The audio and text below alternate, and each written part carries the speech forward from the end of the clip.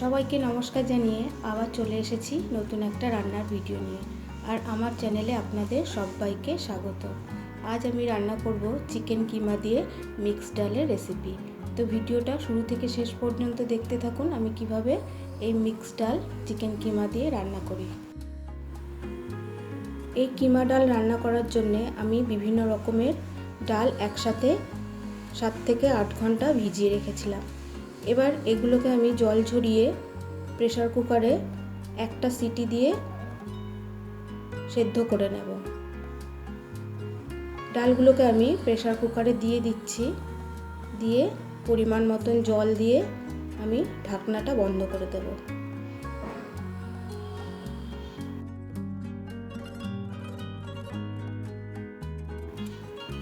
ঢাকনা বন্ধ করে এবার আমি একটা সিটি দিয়ে নেব।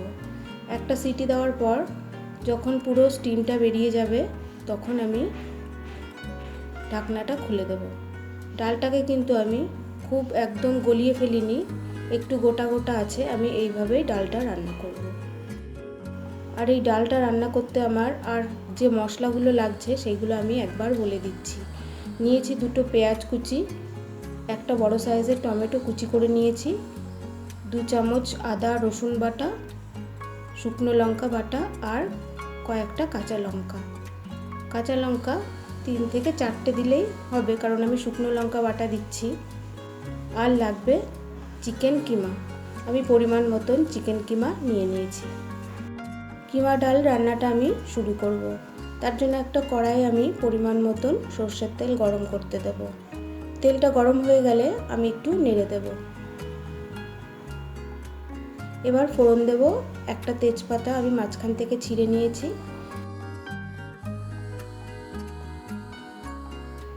তেজপাতাটা খুব ভালো করে ভেজে নিতে হবে। এবার দিয়ে দেব কুচি করে কেটে রাখা পেঁয়াজ। পেঁয়াজগুলোকেও খুব ভালো করে নেড়েচেড়ে আমি ভাজতে থাকবো।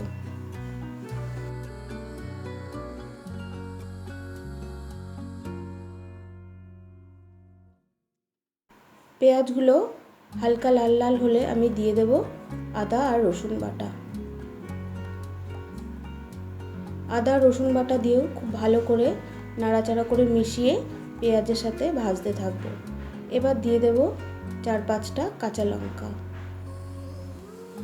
কাঁচা লঙ্কা দিয়েও আমি নেড়ে দেব। এবার দিয়ে দেব শুকনো লঙ্কা বাটা। এখানে আমি 3টে শুকনো লঙ্কা বেটে রেখেছিলাম, সেটাই দিয়ে দিচ্ছি।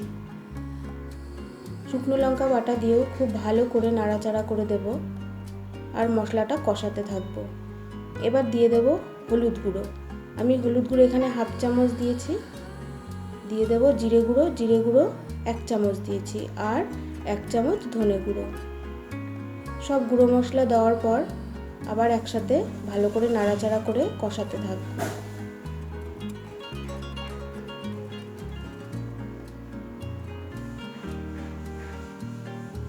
শুকনো মশলাগুলো কষাতে কষাতে এবার দিয়ে দেব কেটে রাখা টমেটো।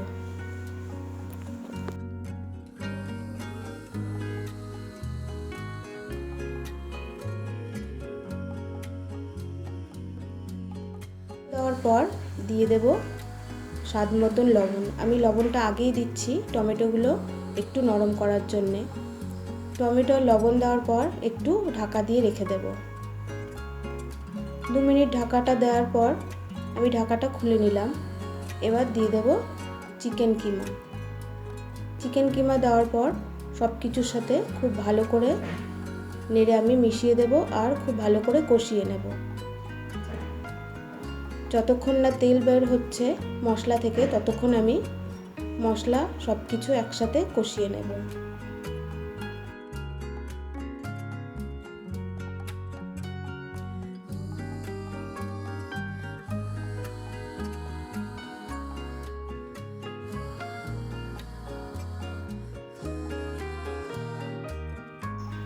সব কিছু খুব ভালো করে নেড়ে মিশিয়ে দেওয়ার পর আবারও আমি একটু ঢেকে দেব। 5 মিনিট পর ঢাকাটা আমি খুলে নেব।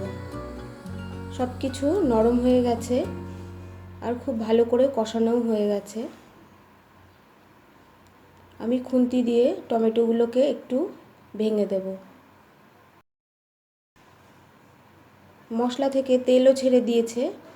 এবার আমি একটু গরম মশলা দিয়ে দেব, 1 চামচ গরম মশলা গুঁড়ো। গরম মশলা দেওয়ার পরেও খুব ভালো করে নেড়ে দেব।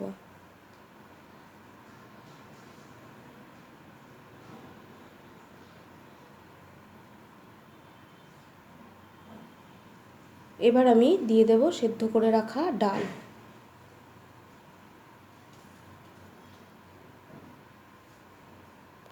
ডাল দেওয়ার পরেও ভালো করে খুন্তি দিয়ে নেড়ে মশলা আর ডাল মিশিয়ে দেব। আমি কিন্তু এক্সট্রা কোনো জল দেব না। ডাল সেদ্ধ করার সময় যে জলটা দিয়েছিলাম সেই জলেই এই ডালটা রান্না হয়ে যাবে। এবার আমি 10 মিনিটের জন্য ঢেকে দেব। 10 মিনিট হয়ে গেছে। আমি ঢাকনাটা খুলে আরও একবার নেড়ে দেব।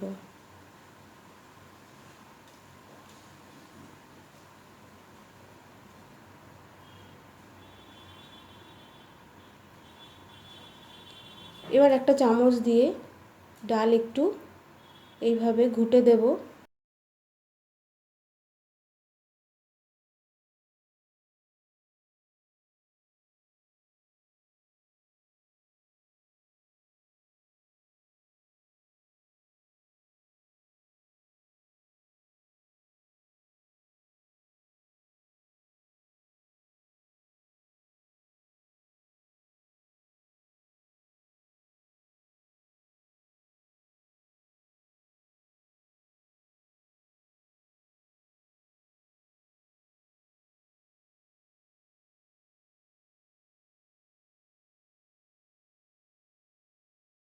এবার আমি একটু কাসুরি মেথি দিয়ে দিচ্ছি।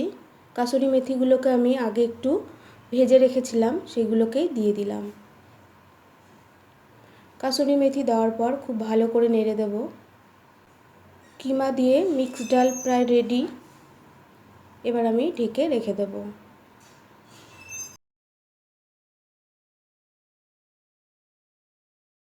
কিমা ডালটা গরম গরম রুটির সাথে খেতে খুব ভালো লাগে, তাই আমি রুটিগুলো তৈরি করে নিচ্ছি। আপনারাও বাড়িতে চাইলে এইভাবে কিমা ডাল রান্না করতে পারেন, বিভিন্ন রকম ডাল দিয়ে। খেতে কিন্তু ভীষণ সুন্দর হয়।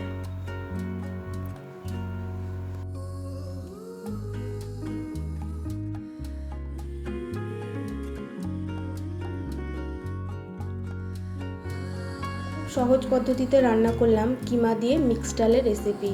আমার কাছে ধনেপাতা ছিল না, তাই আমি ধনেপাতা দিইনি, কিন্তু আপনারা অবশ্যই ধনেপাতা দিয়ে এই ডালটা রান্না করবেন। নামানোর কিছুক্ষণ আগে ধনেপাতা দিয়ে খুব ভালো করে নাড়াচাড়া করে ঢাকনাটা দিয়ে ঢেকে রাখবেন, কারণ ধনেপাতার ফ্লেভারটা ডালের মধ্যে যেন যায়।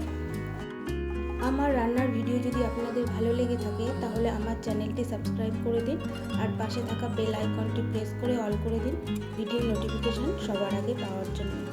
লাইক, কমেন্ট, শেয়ার করতে ভুলবেন না। আজ তাহলে এই পর্যন্তই। আবার দেখা হবে নতুন কোনো রান্নার ভিডিও নিয়ে। ততদিন আপনারা ভালো থাকুন, সুস্থ থাকুন। আমার ভিডিওটা দেখার জন্য ধন্যবাদ।